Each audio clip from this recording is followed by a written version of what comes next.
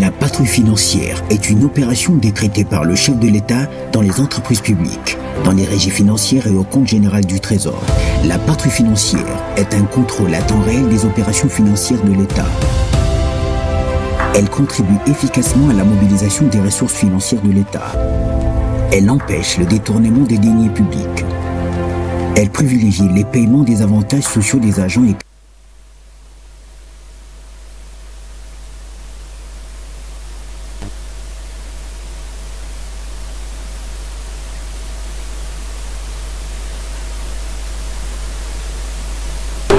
Merci beaucoup de nous joindre sur la production Studio Télévision pour le compte de votre magazine PES Centre que j'ai toujours eu l'honneur de vous présenter. Messieurs et dames, bienvenue et bonsoir partout où vous êtes. Votre magazine reçoit ce soir Monsieur Modeste Kambala, il est cadre de l'UNC. C'est avec lui que nous allons parler de l'actualité de la République démocratique du Congo. Monsieur Modeste, bonsoir et bienvenue dans ce magazine. Bonsoir, messieurs les journalistes. Je salue aussi également tous ceux qui nous suivent à la maison à cet instant. Et aussi les Congolais qui sont à Bunagana, à Rutshuru, à Kiwanja, partout l'envahisseur cherche à récupérer notre territoire. Ils seront vaincus. On n'accordera aucun mètre carré de terre aux étrangers. Congolais, nous resterons unis en République démocratique du Congo, notre très cher pays.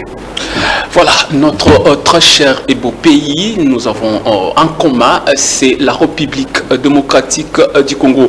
Monsieur Modeste, vous avez suivi encore des Congolais tués, 8 personnes tuées, alors qu'ils réclamaient le départ de la MONUSCO. La MONUSCO qui est censée protéger la population, on constate, ça c'est la deuxième fois l'année passée, c'était le cas. Aujourd'hui, hier, il n'y a pas longtemps, 8 Congolais lâchement assassinés, si on peut dire ainsi, mais les gouvernements ou les autorités au niveau de la capitale congolaise ne se limitent qu'aux simples condamnations, rien d'autre.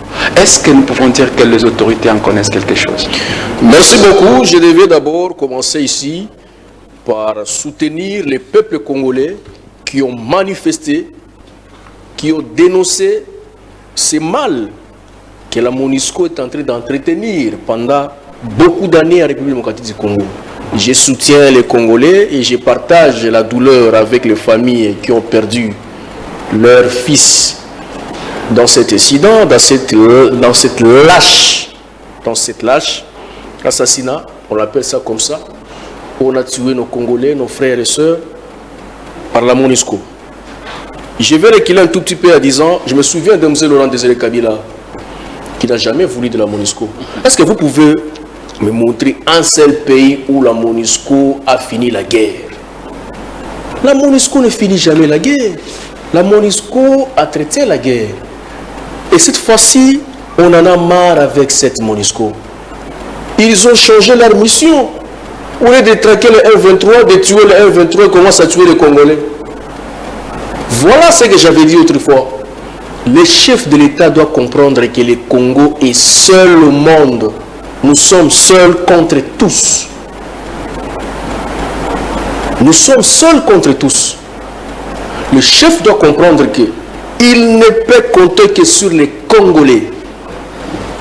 Pas sur la MONUSCO.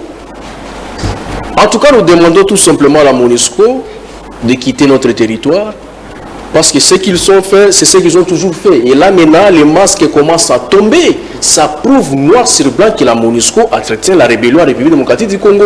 Parce qu'à travers de tels actes, vous ne pouvez pas faire comprendre aux Congolais que la MONUSCO est là pour la paix, la MONUSCO est là pour empêcher les rebelles. Sinon, depuis tout ce temps qu'ils ont fait en République démocratique du Congo, ils ont déjà chassé combien de M23? Les CNDP. Rien du tout. On en a marre avec cette MONUSCO qui continue à tuer la population. Jusqu'à quand on doit continuer comme ça? Nous demandons tout simplement au chef de l'État de prendre ses responsabilités en tant que l'autorité suprême de la République et nous écarter de la MONUSCO et de ne compter que sur les Congolais. La paix de ces pays, la fin des guerres ne viendra ni à l'Orient ni à l'Occident. La paix de la République démocratique du Congo ne viendra que au Congo. Ensemble avec les Congolais, nous pouvons quand même nous défendre et défendre notre territoire. J'encourage ces vaillants soldats. Ils méritent même d'être ces vaillants héros. Ce sont nos héros. Nos héros. Ils ont combattu pour notre pays. Ils ont été assassinés lâchement par la MONUSCO. Et l'histoire retiendra. On ne peut pas s'arrêter tout simplement en condamnant des innocents. Non. On doit agir. Il y a un adage qui dit le peuple gagne toujours. Le peuple gagne toujours. Et je pense que le chef de l'État est en train de voir tout ce qui se passe. En tout cas, il doit tirer conséquences et prendre de bonnes décisions une seule fois pour toutes. Monsieur Modeste, je suis très d'accord avec vous, mais ce qu'on constate, c'est un silence absolu, en dépit du fait qu'on a, je l'ai dit tout à l'heure, aux simples condamnations, nous condamnons, mais nous ne voyons pas de décision ferme du côté des autorités. Ces publics, ces peuples qui s'élèvent, c'est ces peuples-là qui vont aux urnes. C'est ces peuples-là que vous avez promis la paix. Je rappelle que vous êtes de l'UNC. Lors de la coalition Cash, vous avez promis la paix, rien que la paix, à l'Est. Maintenant, au lieu d'assister aux terroristes, comme on a dit, mais il y a ceux qui sont censés protéger cette population. Mais ce n'est pas aujourd'hui que cette population de l'Est, au Nord Kivu précisément, réclame ce départ de la MONUSCO. Mais apparemment, les chiens aboient, la caravane passe. Je reviens dans ma question. Est-ce qu'il faut continuer à attendre ou il faut déjà prendre des mesures pour que cette MONUSCO parte et que le peuple congolais vive en paix? Merci, mais ici, ce n'est pas à nous de prendre des mesures. Les autorités sont mieux placées pour décider. Parce que c'est pour ça qu'ils sont là. Et c'est pour ça qu'ils ont même été élus. Nous avons l'Assemblée nationale. Nous voudrions que le président de l'Assemblée nationale se prononce aussi. Nous avons vu autrefois Vital Kamerhe se prononcer plusieurs fois que les choses n'allaient pas bien. Et nous voudrions que cette fois-ci Mbosso se prononce comme un président de l'Assemblée nationale. Donc les autorités compétentes doivent prendre une décision. Ce n'est pas nous ici sur le plateau de télévision qui pouvons prendre une décision. Mais au moins nous pouvons manifester notre point de vue. Nous pouvons dire tout que nous ne sommes pas d'accord. Les Congolais ne sont pas d'accord de tout ce qui se passe, que ce soit les chevals de Troie que j'ai appelé autrefois EAC. Voilà encore un autre, les autres terroristes de EAC. J'avais encore appelé autrefois ici, la force régionale, c'est tout simplement un cheval de Troie. Mais c'est ça, parce que vous en parlez déjà, je vous relance, comme ça vous ferez une pierre plusieurs coups. La force de l'EAC, pour quel objectif? Parce que le même public, la même population de l'Est continue à réclamer son départ. Pas plus tard qu'hier, il y a encore eu des tueries alors qu'ils sont sur place. À quoi ça sert cette force de l'EAC sur le sol congolais? Moi, je ne me pose plus cette question parce que j'avais dit, avant que cette force régionale arrive, avant même que les militaires de l'EAC arrivent, j'avais déjà dit que vous avez vu où dans un monde où vous avez un pays qui agresse l'autre et vous créez une force, vous prenez les militaires de ces pays agresseurs, vous mélangez avec d'autres militaires pour venir trouver la paix dans les pays où on agresse. Ça ne se fait nulle part. Ça c'est blagué avec les Congolais. J'avais dit autrefois ici que EAC est un cheval de Troie. On nous a amené des pièges pour chercher comment balkaniser notre pays. Mais nous voudrions dire à tous ces gens qui pensent que ces pays pourraient être balkanisés un jour, le Congo ne sera jamais balkanisé. Ce pays restera un et indivisible. Aucun Congolais ne permettra à ce qu'un mètre carré de ce territoire aille au Rwanda ou en Ouganda. Jamais. Ça ne se fera pas dans ces pays tant que nous sommes. S'il faut arriver au sacrifice suprême, nous y arriverons. Nous avons dénoncé tout les EAC. Je n'ai jamais partagé les points de vue des EAC dans ces pays. Parce que je connais, ce sont les chevaux de Troie. On n'a pas confiance à ces gens. Nous demandons tout simplement au président de la République de prendre ses responsabilités dans le garde de la nation et de nous retirer dans ces histoires qui ne nous apportent absolument rien. Ils sont capables d'arrêter le 1-23, mais ils sont prêts à tuer les Congolais. Vous avez vu ça où? On a vu les images avec le Willingo, mais les autres ils s'embrassent, ils se donnent la main, ils se serrent la main. Donc ce sont des gens qui sont toujours ensemble et vous ne dites pas les peuples comme les idiots. Non, ça ne se passera pas comme ça. Moi je n'aime pas parler des partis, des positionnements politiques et quand nous parlons à ce qui concerne, quand nous parlons de la République démocratique du Congo. J'aime pas parler des partis politiques. Donc, pour moi, le Congo est au-dessus des partis politiques. Et si je constate que mon parti a pris une décision qui n'est pas favorable à la nation, moi, j'irai outre décision. C'est un droit constitutionnel. Tout Congolais a le droit de défendre son territoire jusqu'au sacrifice suprême. C'est un droit reconnu à tout le monde. Donc, si les Congolais ont constaté que la force régionale ne fait absolument rien, ils doivent quitter. Nous sommes libres, nous ne sommes pas d'accord. Les gens viennent seulement de me rejoindre parce que dès le départ, j'avais déjà dit que cette force régionale n'apportera rien. C'est notre cheval de Troie comme la MONUSCO. Monsieur Modeste, est-ce que ça valait la peine que le chef de l'État aille engager notre cher et beau pays dans cette organisation, si on peut ainsi le dire?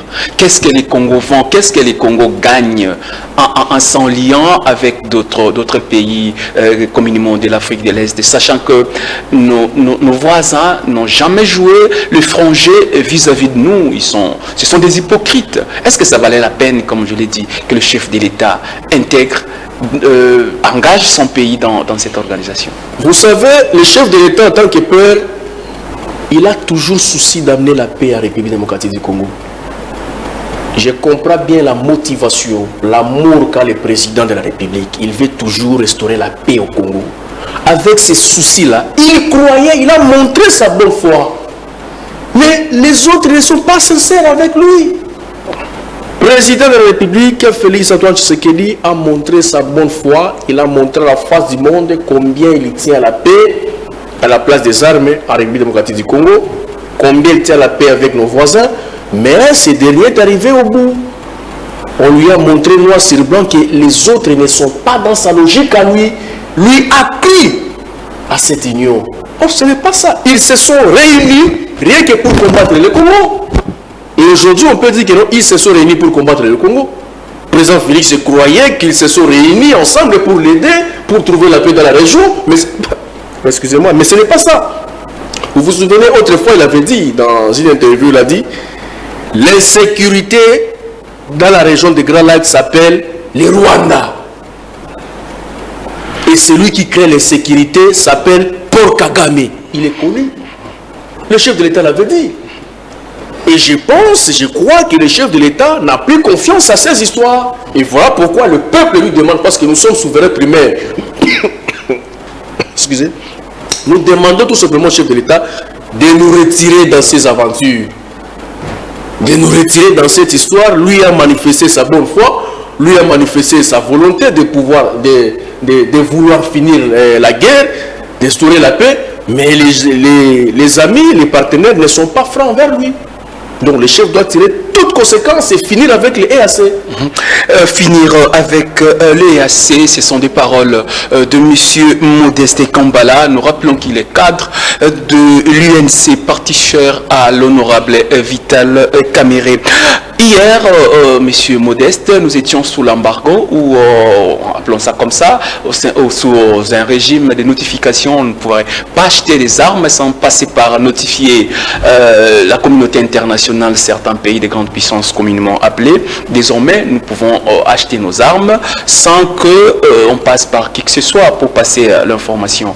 Est-ce qu'aujourd'hui, nous pouvons dire que cette paix qu'avait promis le chef de l'État lors de sa campagne de 2018, il avait dit, je le paraphrase, il va dire que son mandat est gagné, que lorsqu'il aura mis la fin de la guerre à l'est de la RDC. Est-ce que nous pouvons dire que maintenant, il est temps de s'approvisionner en armes et faire la guerre de manière ouverte à tous nos voisins qui nous en veulent? Votre question est en train de raconter tout seulement mon entendement. J'avais pensé autrefois dans un plateau, sur un plateau de télévision, j'avais dit, on peut aussi nous défendre en offensant ceux qui nous insécurisent. Vous avez dit autrefois en Swahili, dans la moto ni moto, c'est-à-dire on ne peut vaincre le feu que par le feu. On peut aussi créer l'insécurité chez ceux qui créent l'insécurité chez nous. C'est aussi l'art de guerre. C'est aussi l'art de guerre. Les militaires maîtrisent mieux que moi. Je ne suis pas militaire, désolé. Mais je voudrais ici au moins que le chef d'État comprenne cela. Nous avons tout ce qu'il faut pour faire, pour défendre notre territoire. J'avais dit autrefois que moi je ne voyais pas les élections en 2023. Peut-être les gens à la maison ne partageront pas mon opinion. Les gens sont libres, tout comme moi aussi je suis libre. Quant à moi, focalisons-nous pour finir la guerre. Mettons les moyens dans l'armée pour bouter l'ennemi dehors. Comment on va aux élections Bouragane est entre les mains de l'ennemi? Kiwanja, Rutshuru, partout l'M23 fait son gouvernement. Comment on va aux élections avec un Congo déchiré? Nous voudrions aller aux élections ensemble avec nos 26 provinces, avec nos territoires. C'est comme ça que nous parlerons des élections en République démocratique du Congo, mais pas de cette façon. Je ne vois pas les élections en 2023. Si tout, je dis bien, je souligne bien, si tout dépendait de moi, on devait attendre un peu, mettre les moyens dans l'armée, défendre notre territoire, bouter l'ennemi dehors et après on peut organiser les élections. Les élections parce que, s'il vous plaît, si nous organisons aujourd'hui les élections sans Bounagana, vous ne voyez pas que c'est une manière de cautionner déjà la balkanisation. Parce que l'ennemi est rusé et c'est ce qu'ils attendent. Ils attendent qu'on organise les élections sans ces territoires. Pour profiter à cet essai, ils diront à la population, voilà, on vous a oublié. Félix et son gouvernement, il a organisé les élections, donc vous n'êtes plus au Congo, désormais on crée notre État. C'est les plans de l'Occident. Et nous ne devons pas céder à ces plans. On peut démonter ces plans et imposer notre logique, c'est-à-dire les acteurs politiques. Moi je propose, parce que je suis patriote, on doit se mettre ensemble autour d'une table, voir comment on finit d'abord la guerre, après on ira aux élections. On finit et nous voulons tous les élections, mais ensemble avec tous nos territoires, parce que moi je n'accepterai pas aller dans une élection où il n'y a pas Bounagana, il n'y a pas Kiwanja, il n'y a pas Rutshuru. Ça c'est plus le Congo. Le Congo c'est l'ensemble de tous ces territoires, de toutes les 26 provinces. Moi je propose aux autorités de voir comment réfléchir. Alors en dialogue, parlons ensemble, investissons beaucoup d'argent, mettons les moyens dans l'armée, boutons l'ennemi dehors, et après, ensuite, on pourra organiser les élections. Processus électoral, parlons-en dans ces magazines, Monsieur Modeste, vous en avez fait allusion. Le processus électoral, la centrale électorale via un membre du bureau, Madame Nseya, qui a dit haut et fort hier que l'opération d'identification et d'enrôlement des électeurs se porte très bien dans la deuxième ère opérationnelle. Et elle dit qu'il y a plus de 64% à l'heure actuelle qui s'est déjà effectué, c'est-à-dire sur 18 millions d'enrôlés entendus, 12 millions de gens déjà se sont fait déjà enrôlés, et tout porte à croire que les élections auront bel et bien lieu cette année. Selon vous, si en dehors de ce que vous pensez, mais s'il faut voir les attitudes ou l'attitude de la centrale électorale Logan habilité à nous donner ces scrutins, est-ce qu'il est réalisable le scrutin cette année au vu de tout ce que nous pouvons voir, Monsieur Modeste? Merci. Moi je voudrais dire ici, je ne sais pas, les enrôlements évoluent bien. Quand est-ce qu'on fera les enrôlements à Bounagana? Ils ont pensé aussi à Bounagana, j'espère. Tout à fait, je crois. Quand est-ce qu'on fera l'enrôlement à Rutshuru? Quand est-ce qu'on fera l'enrôlement à Kiwanja? Quand est-ce qu'on fera l'enrôlement à Beni, par-ci, partout où se trouve l'ennemi M23 Rwanda? Je reviens encore ici, messieurs les journalistes. Si tout dépendait de moi, nous devons mettre les moyens dans l'armée. On finit la guerre une seule fois pour toutes, nous allons aux élections. Mais nous avons une constitution, la constitution ne prévoit pas ce que vous dites. Ça, vous êtes congolais, vous êtes libre de penser. Merci. Mais la constitution prévoit, après 5 ans, on remet le pouvoir au souverain primaire, qui doit décider à qui le confier. Et alors, si celui qui est là n'a pas su pacifier les pays, peut-être quelqu'un d'autre viendra le faire. Après 5 ans, on remet le pouvoir au souverain primaire. Le souverain primaire a toujours son pouvoir. C'est le peuple que nous sommes. vous n'allez pas parler de la République démocratique du Congo sans Bunagana. Attendez.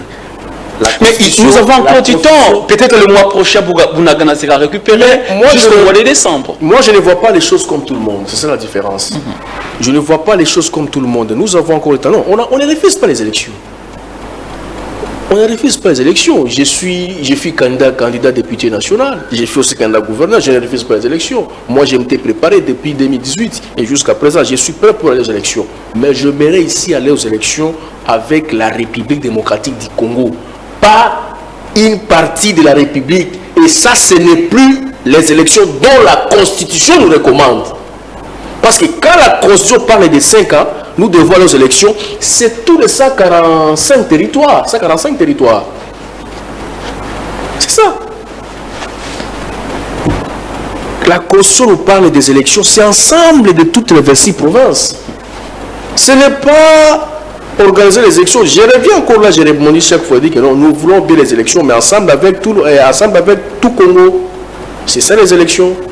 Mais avec tout le Congo, ça c'est votre souhait. Mais avec les indicateurs visibles parlant de l'organe habilité à mettre sur pied ces élections, est-ce que dans le délai constitutionnel, toutes choses restant égales par ailleurs, même si aujourd'hui Bunagana serait récupéré, est-ce que pensez-vous que sur ou dans le délai constitutionnel, on aura les scrutins prévus par la CENI? Si ça éclate à Kinshasa aujourd'hui, il y a les coups de balle, qui va aller voter? Les gens qui me suivent à la maison. Aujourd'hui, parce que nous attendons des tensions à Goma, ça et là, non, Goma danger, tout ça. Si ça éclate à Kinshasa, il y a des coups de balle partout. Qui va aller voter? Qui va aller battre campagne? Nous parlons de choses très sérieuses ici. Les élections, oui, c'est bien. Mais le pays est en train de partir. Le plan diabolique des multinationales est en train d'être exécuté. On veut balkaniser notre pays. Est-ce qu'on doit croiser les bras attendre les élections? Non. Nous devons nous mettre ensemble. En ce moment, on n'a pas besoin d'opposition, on n'a pas besoin de majorité au pouvoir. Nous avons besoin de voir les Congolais unis derrière le président de la République pour bouter l'ennemi dehors, parce que c'est lui le grand de la nation. C'est lui qui répond. Comment ça se tourne dans ces pays? Alors, allons, finissons ça avec cette guerre et puis on aura aux élections. Donc moi je pense que ma position est tellement claire. Nous voudrions bien les élections, mais ensemble avec tout Congo. Et non une élection en partie. Sinon, ça sera accepté, cautionner les plans de la balkanisation. Et c'est que les gens doivent comprendre. On doit déjà sauter ces niveaux, extrapoler ces niveaux. On a vu beaucoup de choses se passer dans ces pays. Est-ce que ça sera pour la première fois? On a vu un gouvernement de 1+4. Pourquoi? C'est parce qu'on devait aller aux élections avec tout le monde. Voilà.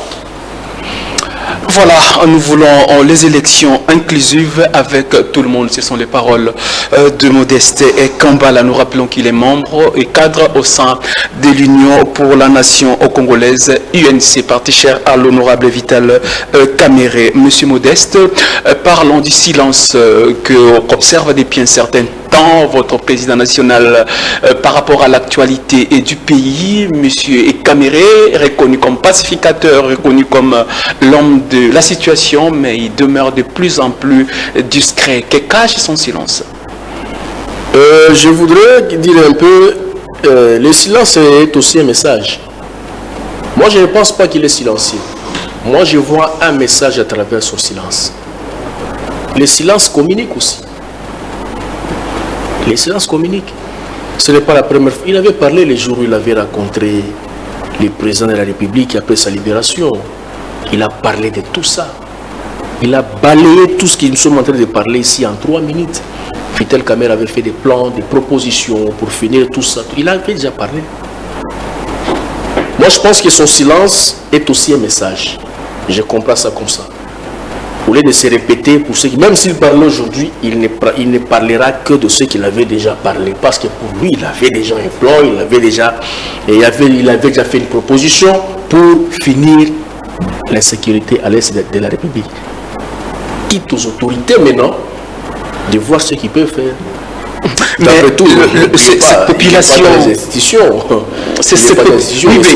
Mais c'est un leader incontestable et incontesté de l'autre côté de l'Est, où il y a des soulèvements de population à répétition. Moi, je pense qu'il a un mot à dire, mais c'est aussi un acteur majeur dans la politique de notre pays. Ne pas dire des histoires par rapport à l'actualité du pays, n'est-ce pas une façon de cautionner aussi ça? Non, il a toujours dit, ce n'est pas qu'il n'a pas dit, il n'a jamais dit. Est-ce qu'on doit commencer à parler tous les jours pour se faire entendre? Non. Il avait déjà dit, si vous n'avez pas les informations, je peux vous envoyer juste après l'émission, si je vous envoie sa prise de parole, sa position. Il s'est déjà exprimé. Nous voulons les voir comme il a toujours été. Vous savez qu'il y a un grand nombre de Congolais qui croient en lui, qui lui font confiance, et puis à chaque fois qu'il prend parole, il y a toujours les effets. Je pense qu'il parlera seulement quand il aura parlé. Donc actuellement, il n'a pas à parler. Il a déjà parlé à travers son silence. Il avait déjà parlé quand il s'est prononcé devant la maison du chef de l'État. À la Cité de l'Union africaine, c'était la nuit. On avait vu les images de tout le monde. Donc voilà, il s'est déjà prononcé. Alors, parlons actuellement, où sommes-nous, où en sommes-nous, si on peut ainsi le dire, de la coalition Cash.